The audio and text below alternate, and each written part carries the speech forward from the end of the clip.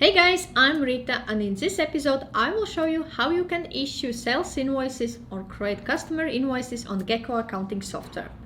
To issue or create invoices from Gekko, we need to go to Invoices section.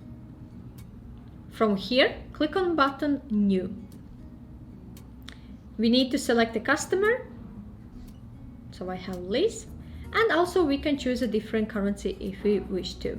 And then click Create Invoice. We cannot update information like logo and our personal details, but we can amend information of our selected customer. Click on that pen icon and you will be able to amend it.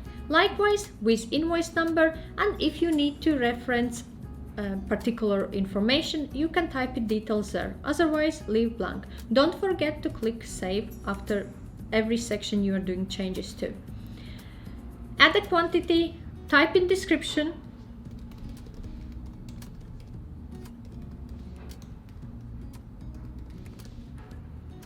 add unit price,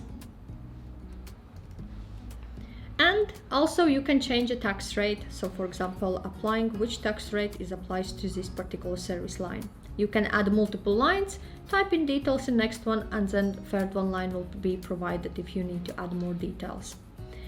We can add more information in this box. This is like notes box. You can provide any additional information if required.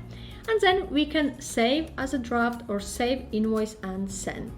If we save this invoice as a draft and we go back to invoices, we can see the status of this invoice is in draft.